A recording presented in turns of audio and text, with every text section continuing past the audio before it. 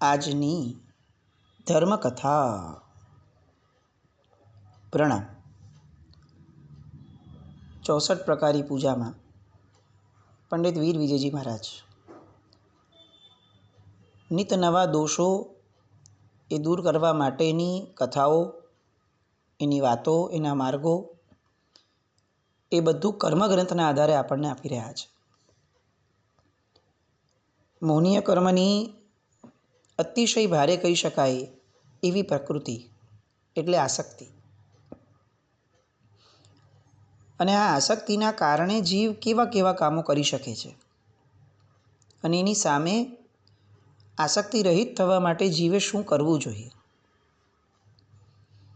એ વાતોને વર્ણવવા માટે એમણે 2 કથાઓ આપી છે. મોહનીય કર્મને સમજાવવા માટેની આ છેલ્લી 2 કથાઓ. પછીની કથાઓ આયુષ્ય કર્મની વગેરેની આવશે, પણ આ 2 કથાઓ છેલ્લી કે જેમાં જીવને સમજાવવામાં આવે છે કે તું જે આસક્ત બને છે એના કારણે તારું જીવન અને બીજાનું જીવન એ કેટલું વિકટ બની જાય છે. આસક્તિ એ કદાચ જીવને એવું લાગે કે મને એકલાને ડૂબાડશે, પણ એવું નથી. આપણી આસક્તિના કારણે બીજો પણ હેરાન થઈ શકે એમ છે. એવું સમજાવવા માટે સુકુમાલિકાનું એક દ્રષ્ટાંત અહીંયા શરૂ કરે છે પંડિત વીર વિજયજી મહારાજ. વસંતપુર નામનું એ રાજ્ય, 2 રાજકુમાર સસક અને ભસક, એમની એક બેન નામે સુકુમાલિકા. ધાર્મિક પ્રકૃતિ પહેલેથી મળી વારસામાં, અને એના કારણે ધર્મના સંસ્કારો ફૂલ્યા ફાલ્યા. ગુરુજનો પાસે જવું, સત્સંગ કેળવવો, પ્રવચન વગેરે સાંભળવું અને એના દ્વારા બોધ મેળવવો, ચિંતન મનન દ્વારા એ બોધને મનમાં ઘૂંટવો, આ બધું સહજપણે આ આત્માઓને મળતું ગયું. રાજકાજની અંદરમાં બંનેઓને બહુ રસ નહોતો રહેતો, કારણ કે હંમેશા એમને એવું લાગતું કે આ ભાર છે. મનુષ્ય ભાવ એ આવા ભારને વહન કરવા નથી મળ્યો, અને એમને માતા પિતા તરફથી એ છૂટ પણ હતી. એટલે પૂર્ણપણે પોતાનું જીવન આ બંને રાજકુમારો એ આ ધર્મના કામની અંદરમાં વિશેષપણે વ્યતીત કરવા લાગ્યા. જતે દિવસે વૈરાગ્ય દ્રઢ થયો, દીક્ષાની માંગણી કરી, અનુમતિ મળી અને દીક્ષા પણ થઈ.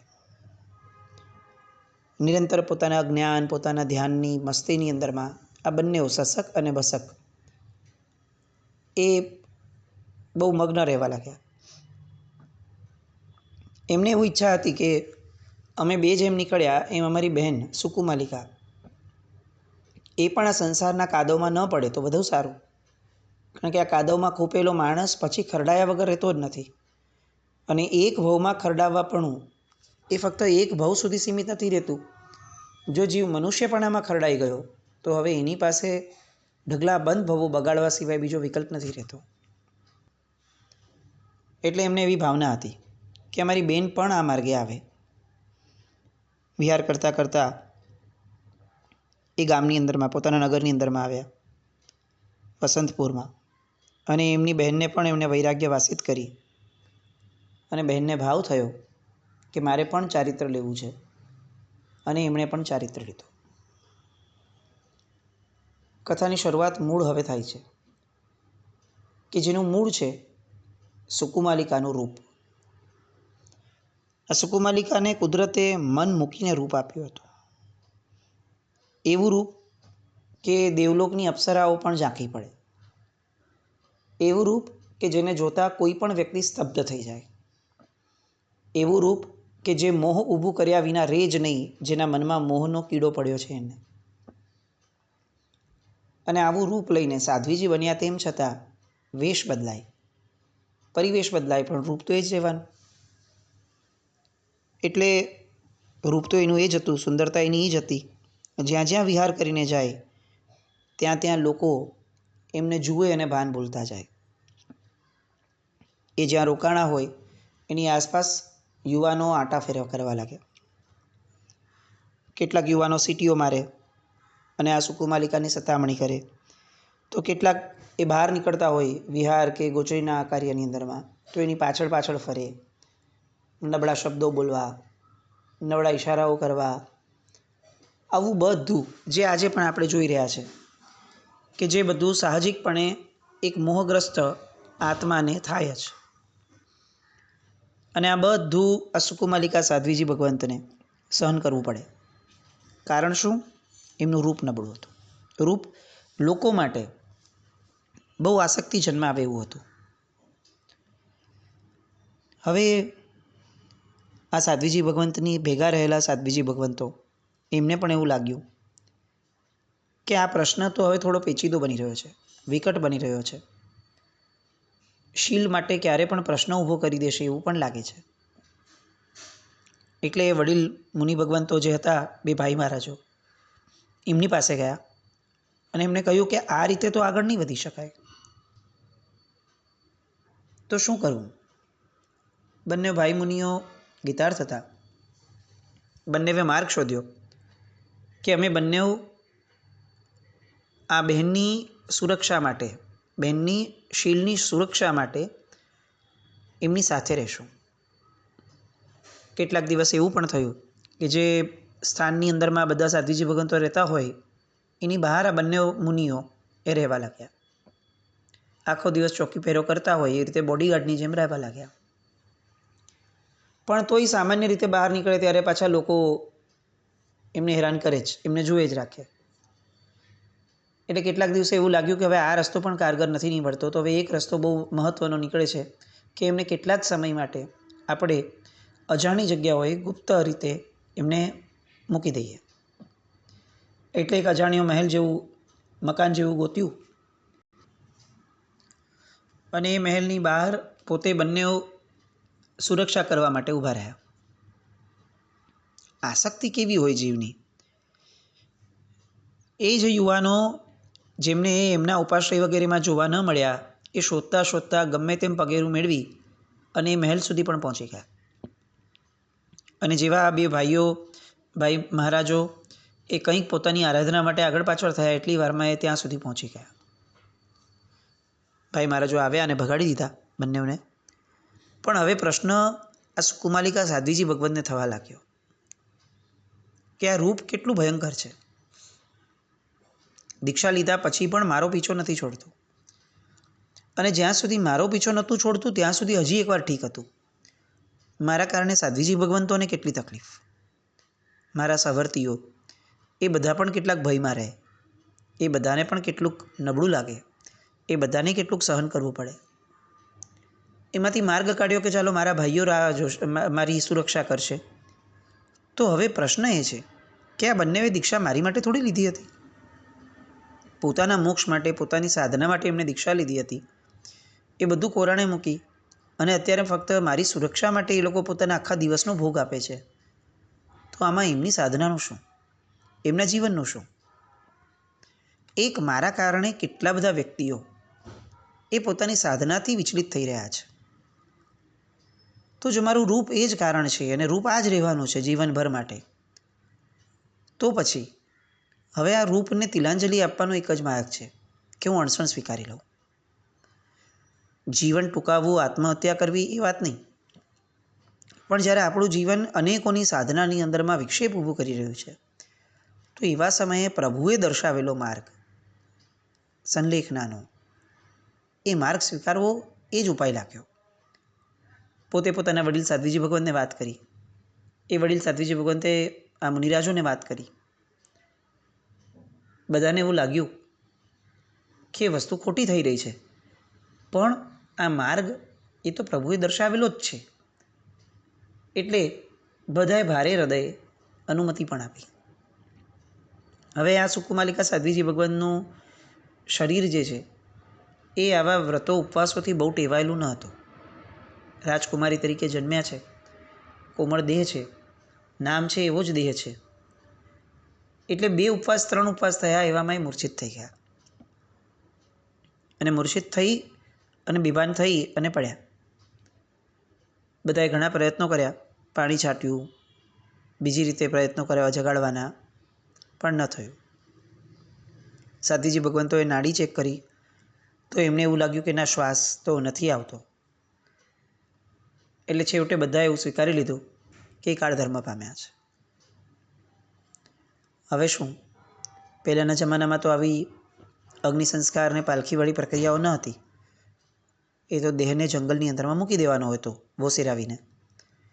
એટલે સાધુ જીવનની જે પ્રક્રિયાઓ છે વોસીરાવવાની, એ પ્રક્રિયાઓ કરી અને બંને ભાઈઓએ એમને જંગલની અંદરમાં ત્યાં વોસીરાવી દીધા. હવે એ ઢાળ્યા પછી બંને મુનિરાજો તો પાછા આવી ગયા,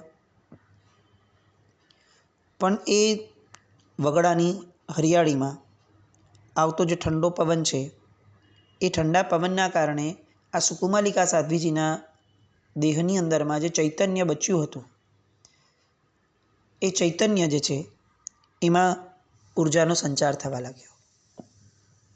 સમય ગયો, અનુકૂળ વાતાવરણ મળ્યું અને એ ચૈતન્ય ઉર્જા એ પ્રગટ થઈ. લોકોએ જેમને મૃત થયેલી માની હતી એ વ્યક્તિ જીવંત થઈ, કારણ કે હકીકતની અંદરમાં એ જીવંત જ હતા. પણ ચૈતન્ય એટલું બધું દૂર થઈ ગયેલું દેહમાં કે જેના કારણે બહારથી શ્વાસ જે ચકાસવાની પ્રક્રિયા હતી એમાં સાધ્વીજી ભગવંતો થાપ ખાઈ ગયા.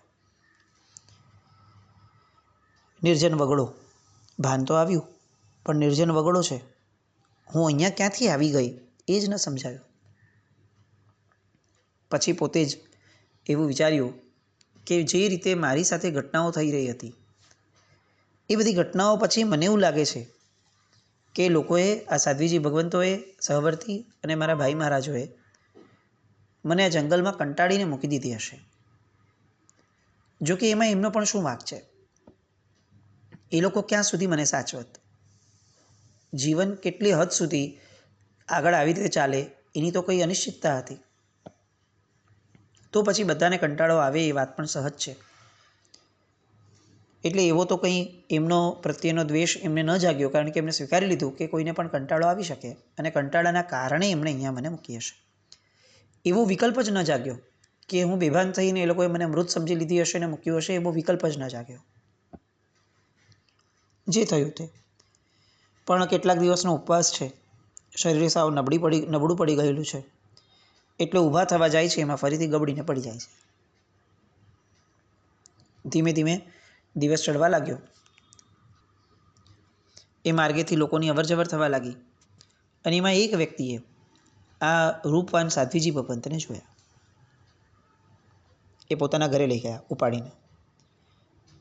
સારો વૈદ હતો, એની પાસેથી દેખરેખ કરાવડાવી, એમની કાળજી લીધી. કેટલાક દિવસો ગયા, આ સાધ્વીજી ભગવંત સારા થતા ગયા. સારી ઔષધિ, પૌષ્ટિક ખોરાક, આ બધાના કારણે એ જેવા પહેલાં હતા એવા સુંદર બની ગયા. હવે એકદમ સ્વસ્થ થયા છે. અને પછીથી એ જે સજ્જન વ્યક્તિ છે કે જેમણે એમને બચાવ્યા હતા, એ વ્યક્તિ એમને હવે પૂછે છે, બધું જ થઈ ગયું બરાબર, પછીથી એમને પૂછે છે કે તમે આ વનવગડામાં કઈ રીતે પહોંચ્યા? તમે બેભાન કઈ રીતે થયેલા? તમારી આવી દુર્દશા કોણે કરી હતી? સુકુમાલિકાના મનની અંદરમાં જવાબ છે કે મારી સાથે મારા ભાઈ મહારાજોએ, સાધ્વીજી ભગવંતોએ આવું કર્યું હશે. પણ એમને એ જવાબ બહાર નથી પ્રદર્શિત કરવો, કારણ કે એવું પ્રદર્શિત કરવામાં દેવગુરુ અને ધર્મ ત્રણેયની પ્રત્યે લોકોને અસદભાવ થાય એવો હતો. એટલે નીચું જોઈને બેસા રહ્યા. ફરીથી એમને પૂછ્યું કે તમારી દુર્દશા જેણે કરી છે એનું નામ તમારે આપવું હોય તો ઠીક છે, ન આપવું હોય તો કશો એનો મારો દબાણ નથી એની બાબતમાં, તમારી મરજીનો વિષય છે. પણ છેવટે તમારું તો ઠામ સરનામું જણાવો તો હું તમને તમારા ઘરે મોકલાવી દઉં. કારણ કે તમે હવે એકદમ સાજા છો અને તમારા સગાએ તમારી શોધખોળ પણ કરતા હશે, તો હું તમને વ્યવસ્થિત પહોંચાડી દઉં. સજ્જન માણસ છે એટલે આવો ઓપ્શન તરત એને આપે છે. અને અહીંયા સુકુમાલિકા ભીની આંખે જવાબ આપે છે કે મારું કોઈ ઘર નથી અને મારું કોઈ સ્વજન પણ નથી. કારણ કે એમને ડર હતો કે જો હવે હું ફરી પાછી ત્યાં સાધ્વીજી ભગવંત તરીકે જાઉં તો ફરી પાછું બધાને આ જ તકલીફ, ફરી પાછા એ યુવાનો કે જે મારો પીછો કરતા હતા એ ફરી પાછા મને હેરાન કરશે, મારા કારણે આ લોકો હેરાન થશે. એટલે આ બધું આગળ વધવા કરતાં આ માણસ બહુ ભલો લાગે છે, આટલો સજ્જન છે, આટલા દિવસથી મને અહીંયા રાખ્યું છે, મારું આટલું રૂપ એ પણ જુએ છે ને તેમ છતાં એના મનમાં વિકાર નથી જાગ્યો. એ બહુ સજ્જનતાથી મારી હારે વર્તે છે, તો હવે હું આમના ઘરે રહું એ જ કદાચ ભવિષ્યની અંદરમાં મારી માટે સુયોગ્ય રહેશે. આવું વિચારી અને એમણે આ નક્કી કર્યું કે મારે હવે ક્યાંય કોઈને હેરાન નથી કરવા, હું આ ઘરના ખૂણામાં પડી રહીશ.